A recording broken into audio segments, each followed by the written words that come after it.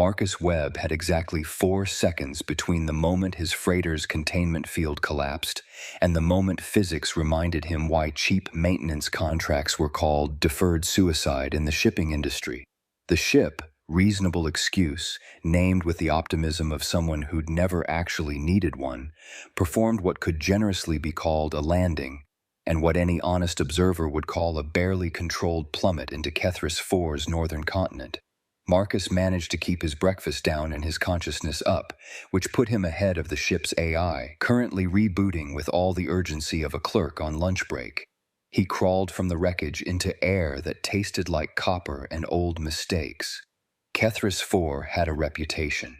In the cargo hauling community, planets fell into 3 categories: destinations you flew to, destinations you flew near, and destinations that appeared in training videos titled Learning from the Deceased.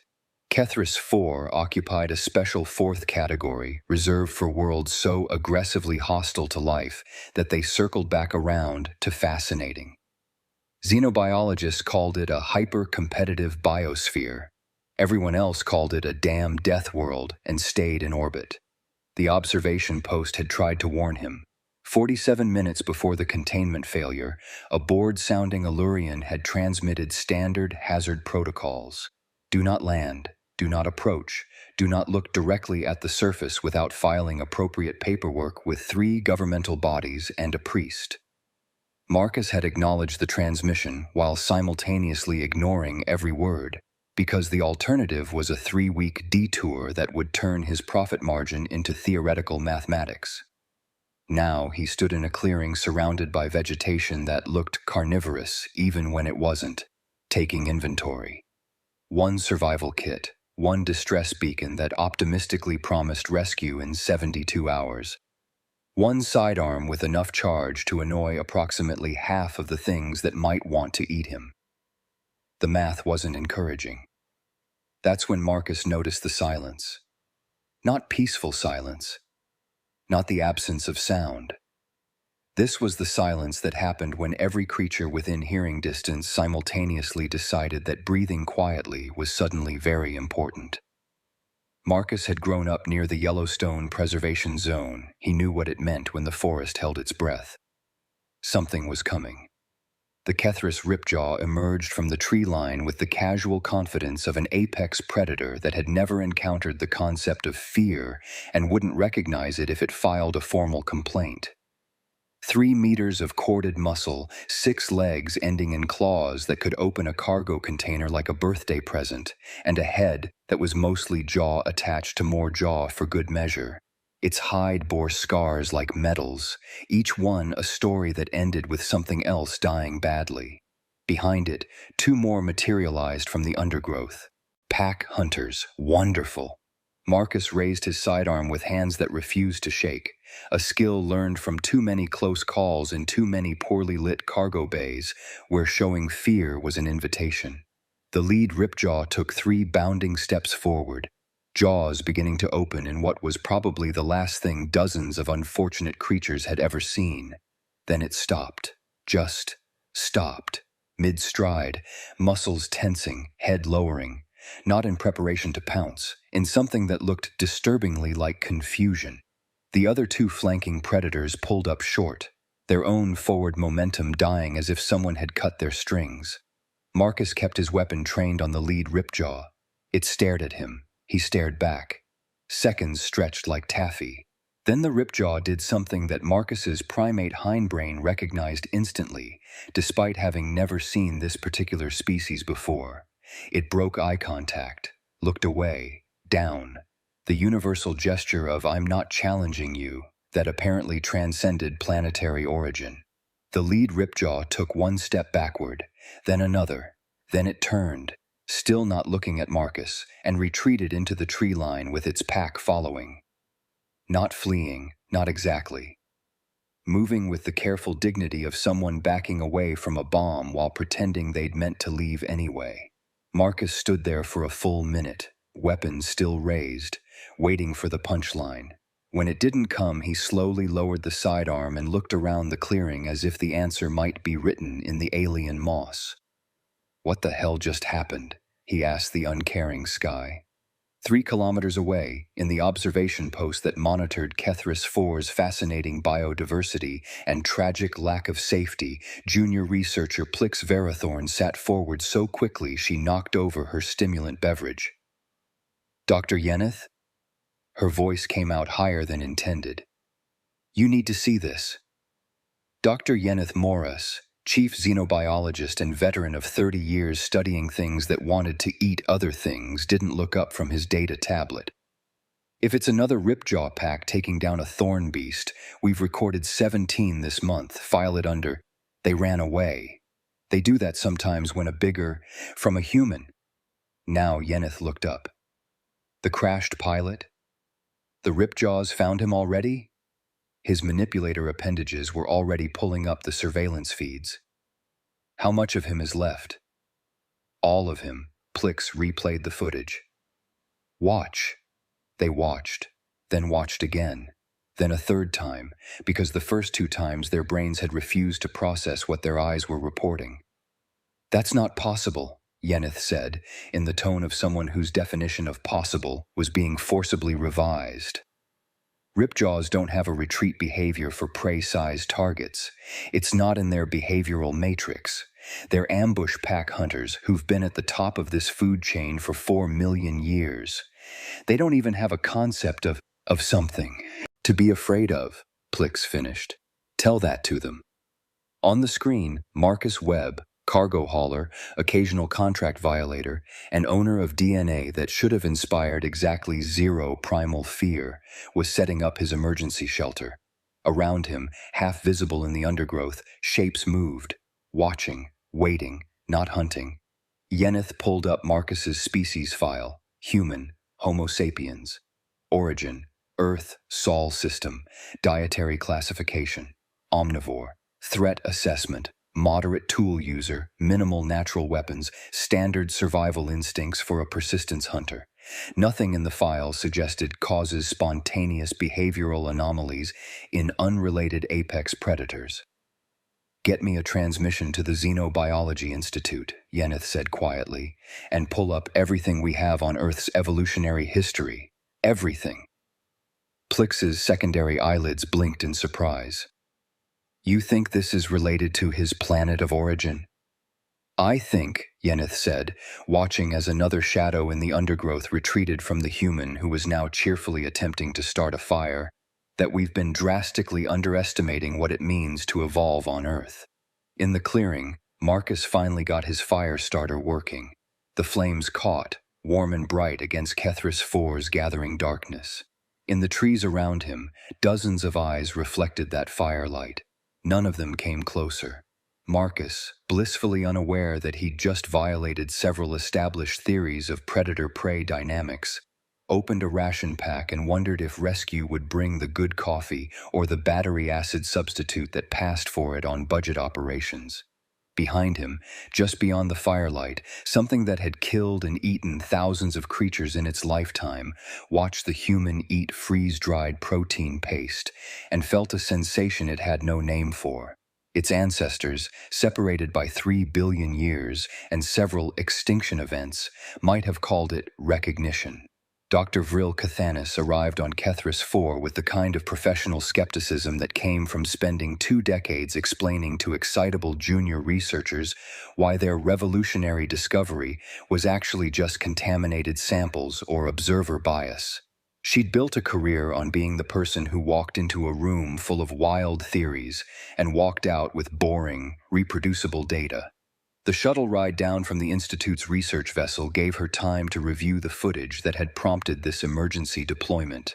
She watched it 11 times. On the 12th viewing, she noticed her primary manipulator was tapping an anxious rhythm against the armrest, a habit she'd broken in graduate school. It's probably pheromonal, she told her assistant Renko, who had made the mistake of looking nervous. Humans are known to produce complex chemical signatures. The local predators are simply responding to an unfamiliar scent profile that coincidentally triggers avoidance behavior. For 16 hours straight, Renko ventured. Without a single approach attempt. Pheromones can be very effective. Through a sealed emergency shelter? Vril didn't answer, because the shuttle was landing and she needed to maintain the appearance of someone who knew exactly what was happening and was certainly not questioning several fundamental assumptions about xenobiology.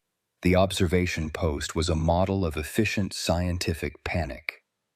Researchers huddled around displays showing real-time feeds of Marcus Webb's campsite, which now resembled less of a crash site and more of an exclusion zone.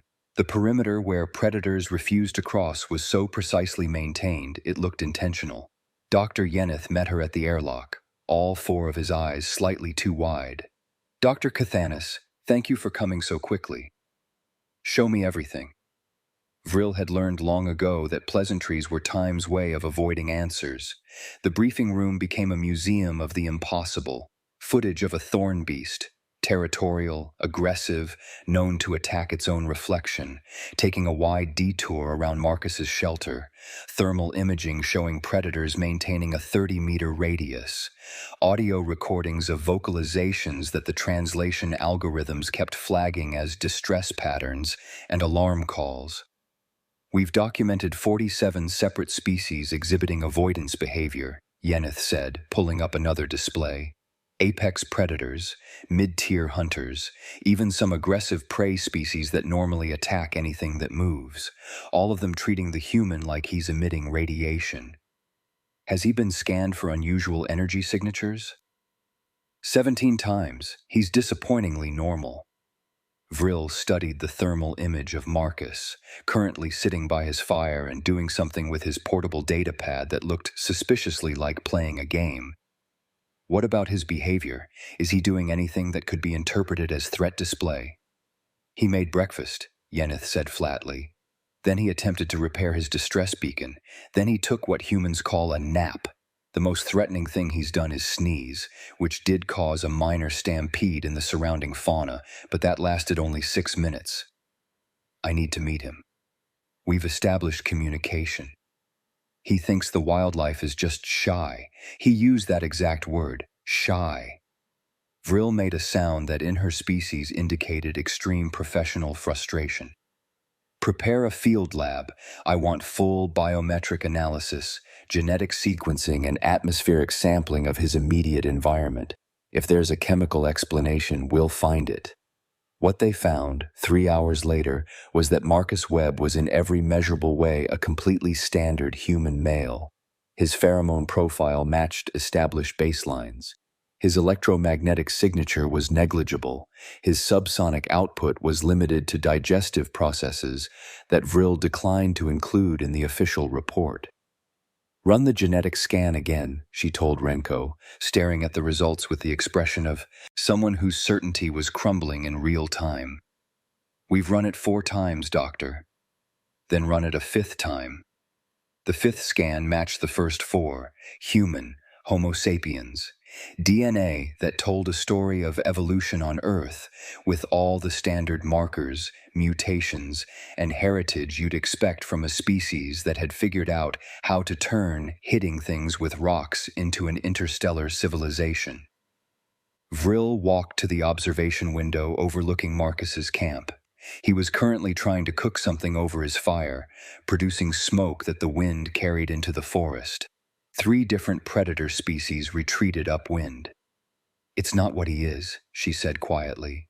"It's what he represents." Renko joined her at the window. "I don't understand." "Neither do I, not yet." Vril pulled up the genetic sequencing data on her tablet. "But look at this. His DNA is normal, completely, predictably normal, which means the answer isn't in what makes him different from other humans. Then what are we looking for? What makes humans different from everything else?" Vril began pulling up comparative evolutionary data. "The predators here aren't responding to Marcus specifically.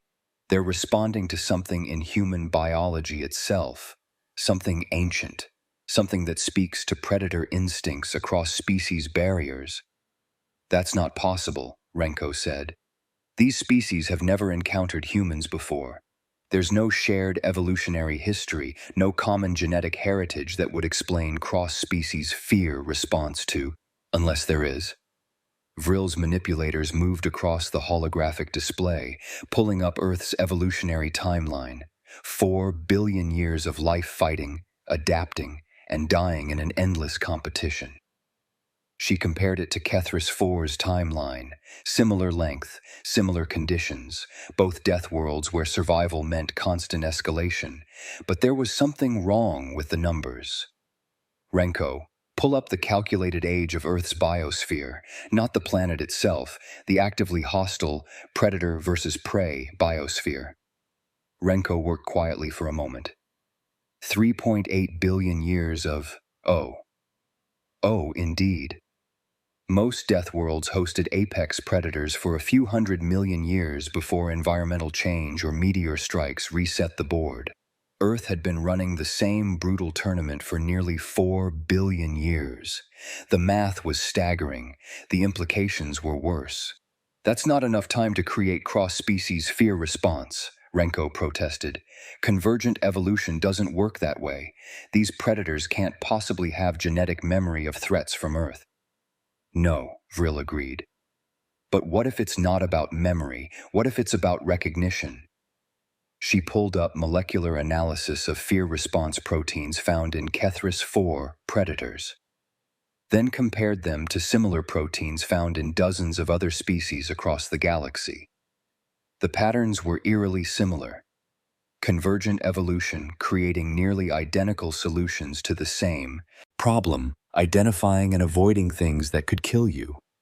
Predators across the galaxy have learned the same lessons, Vril said, following the thread of logic to its unsettling conclusion. Because the problems they face are fundamentally similar. Claws, teeth, venom, speed. These are solutions that evolution discovers over and over again. And so are the warning signs. The indicators that something is dangerous. But Marcus isn't dangerous. He's a cargo hauler with a drinking problem and substandard reflexes. His file says he once failed a basic agility test. He doesn't have to be dangerous. Vril zoomed in on a section of Marcus's DNA. He just has to carry the markers of something that was. Look at this, buried in human genetic code. Everyone's genetic code, really, are echoes. Traces of every ancestor, every evolutionary arms race, every near extinction that the species survived. You think the predators are reading his DNA? I think they're reading what his DNA represents. Humans evolved on a planet that's been perfecting the art of murder for 4 billion years. Every adaptation in the human genome is a response to something that tried to kill them. Every survival trait is evidence of something their ancestors learned to fear. And when predators look at a human, really look with instincts honed over millions of years, they see something that their own survival programming recognizes. Renko stared at the data. Recognizes as what? Vril watched Marcus Webb successfully cook his ration pack, creating a smell that caused a small stampede in the underbrush. As something that survived what they would not have. Outside, in the deepening night of Kethris 4, the predators maintained their vigil. They didn't understand why the strange creature by the fire made their instincts scream.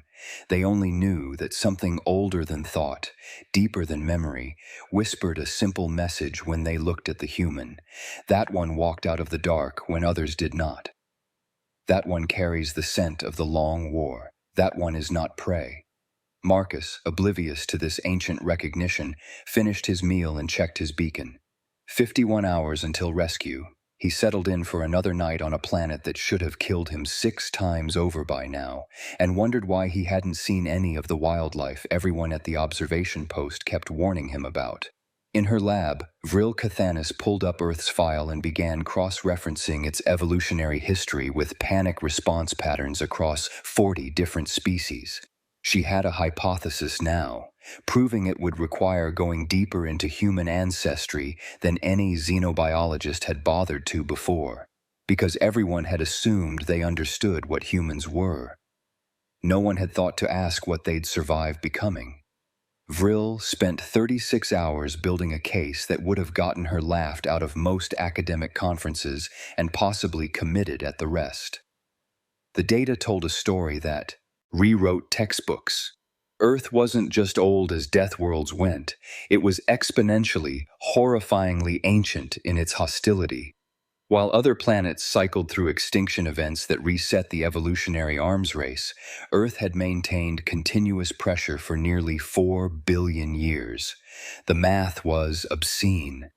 Think of it as compound interest, she explained to Yeneth, who looked like someone slowly realizing their house was built on a burial ground.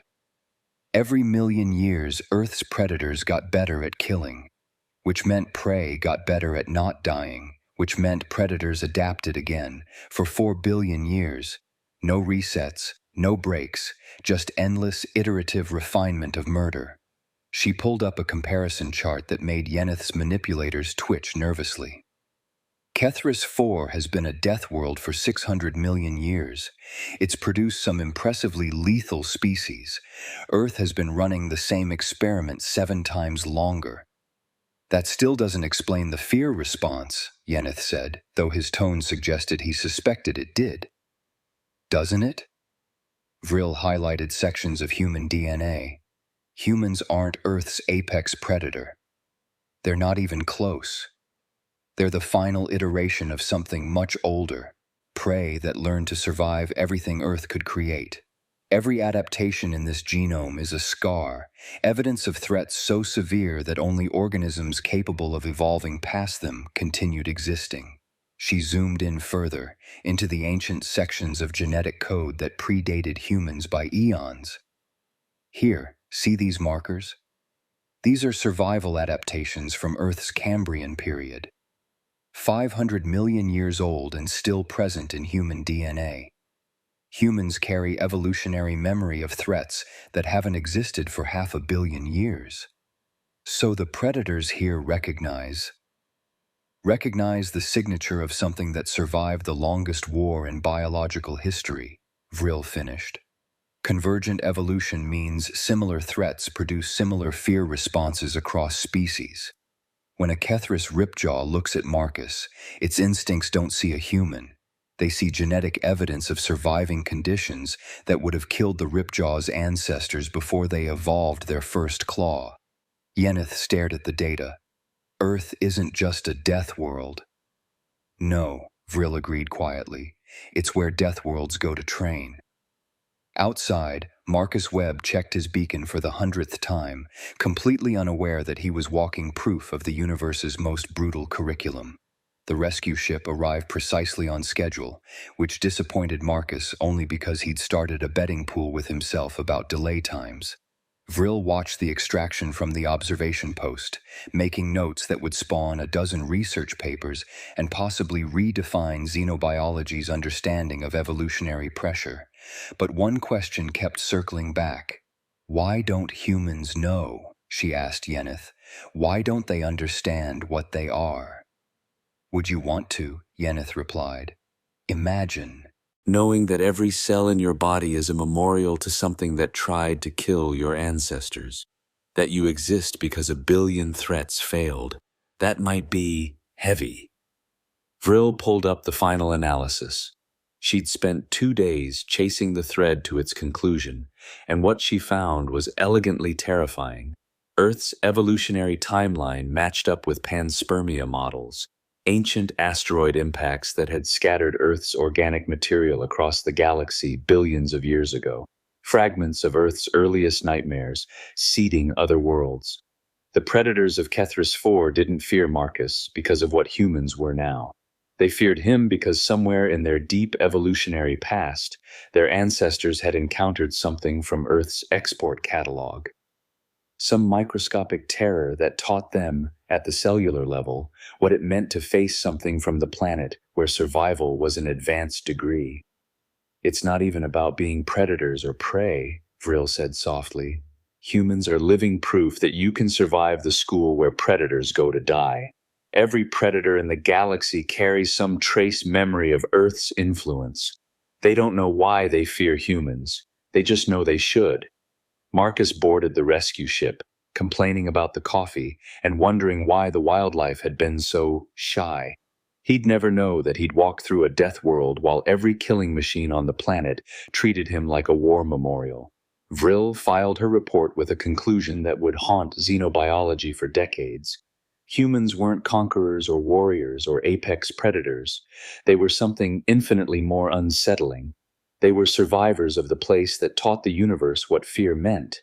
And every predator with working instincts knew to recognize their own teachers. His DNA belonged to no species on Earth, yet every predator knew to fear him. Conclusion: the unaware nightmare. 3 months after the Kethris 4 incident, Marcus Webb sat in a cargo bar on Station Providentia, telling the story to anyone who'd buy him a drink. 16 hours on a death world, he said, gesturing with his glass in a way that suggested this wasn't his first telling or his first drink. Not a single attack. The wildlife just avoided me, probably because I smell bad, hazard of the profession. His audience, a mixed group of haulers and dock workers, laughed appropriately. None of them knew that his story had become required reading at the Xenobiology Institute, or that Webb's paradox was now being debated in academic circles across 4 sectors. Dr. Vril Cathanis had published her findings under the deliberately boring title, Observational Notes on Cross-Species Behavioral Responses to Terran Genetics. It became the most downloaded paper in xenobiology history within a week.